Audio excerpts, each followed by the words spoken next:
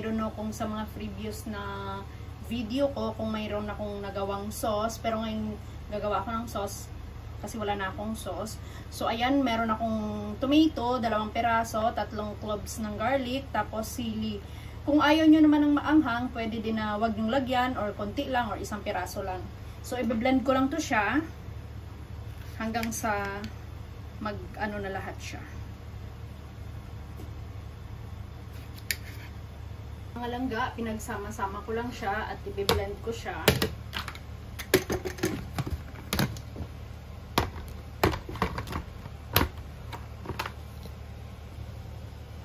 Langga, ito na yung na-blender ko. So, ayan. Kung sobrang lapot, sa tingin nyo na sobrang lapot, pwede nyo naman siyang lagyan ng tubig. Wala namang problema yon, kasi lalapot lang din naman yan siya mamaya. Ayan. Lagyan nyo ng kunting tubig. Sa sauce, sa biryani, or sa matchboos, or sa kabsa, pwede kayong gumamit ng fresh na sauce, or either lulutuin nyo siya. Sa fresh, nilalagyan siya ng coriander, or yung kusbara dito. Tapos, lalagyan ko siya nitong Maggi cubes, at syempre yung tomato paste. Tapos, konting black pepper. Pag malapot, pwede siyang lagyan ng tubig. Lagyan ko siya ng tomato paste. Yung tomato paste ko, mga langga, pag hindi ko siya nauubos lahat gamit, nilalagay ko siya sa freezer kasi para hindi masira.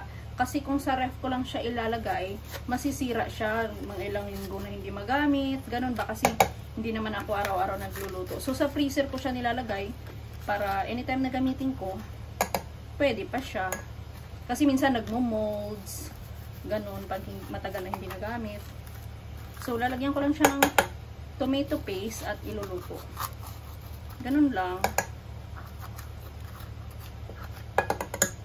So, ganyan.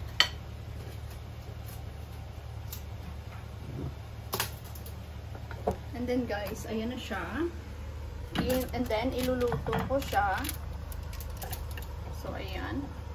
Hayaan lang siyang kumulo ng kumulo.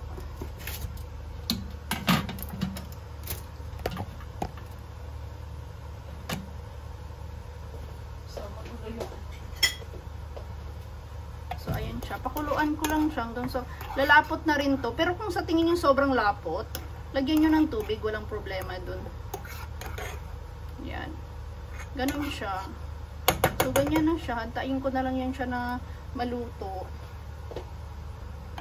Ito na yung sauce, mga langga. O, pumula na siya, diba? At naglapot na rin siya. So, ayan. Okay na yan siya. Na-simmer ko na rin.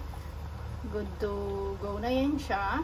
So, kung hindi nyo maubos yung sauce, pwede nyo siyang ilagay sa freezer. I-stock nyo sa freezer para magamit nyo pa sa next nyo na pang ano, sa biryani or sa matchboos. Kasi hindi masisira yan pag nasa freezer. After mo, syempre, kailangan lumamig muna bago mo siya ilagay sa freezer. I-stock sa freezer. Pag may sobra kayo na hindi niya maubos. So, ayan na siya. So, yun lang mga langga. Thank you so much for watching. Ano ba tong ano, itim? Sa ano siguro. So, ayan mga langga. Thank you so much for watching. Please like, comment, subscribe, at bell all na rin para ma-notify kayo sa mga bago kong upload videos. Thank you so much. I love you guys. Bye-bye.